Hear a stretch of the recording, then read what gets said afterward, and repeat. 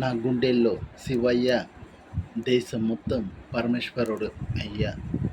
భీమయ్య అనే ఒక ముసలాయన పుట్టప్పటి నుంచి 2 కాళ్ళు పనిచేయదు.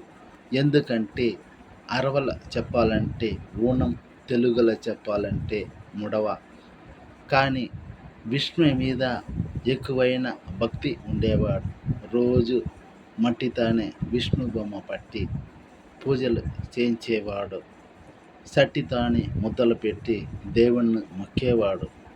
ఒకరోజు భీమయ్య కలలో వచ్చిన ఏడుగుంట్లవాడు, నీ భక్తి నాకు నచ్చింది.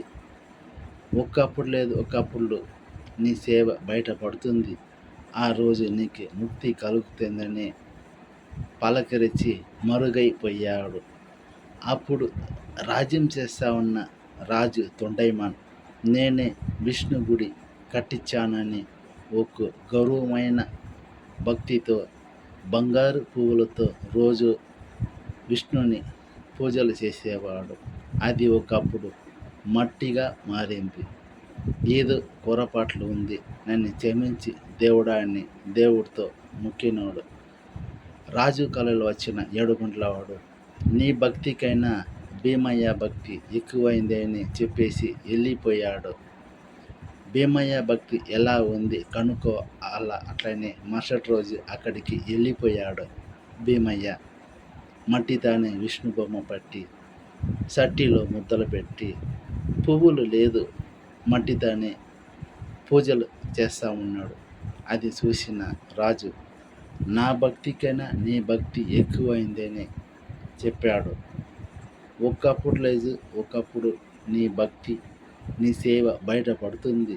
ఆ రోజు నీకు ముక్తి కలుగుతుంది. వచ్చే పురటాసి శనివారం రోజు నీకు ఈ ముక్తి కలుగుతుంది. అట్లనే రాజు చెప్పాడని పురాణ కథల రాసి ఉంది. అందుకే తిరుపతిలో ఉన్న ఏడుగుంట్ల వాడికి రోజు సట్టితాని ప్రసాదాలు పెట్టి పూజలు చేయించారు. ఈ కథ నేను అరవలో చెప్పినాను. నేను తెలుగువాడి అరవలో చెందినాను. తెలుగులో చెప్పాలని దేవుడితో కోరుకున్నాను. దేవుడు నాకు ఈ ప్రాప్తం ఇచ్చాడు. నే చదివి మాట్లాడుతూ ఉన్నాను. ఏదైనా తప్పు ఉంటే నన్ను క్షమించండి. ఓం నమో నారాయణ. ఓం నమ శివాయ.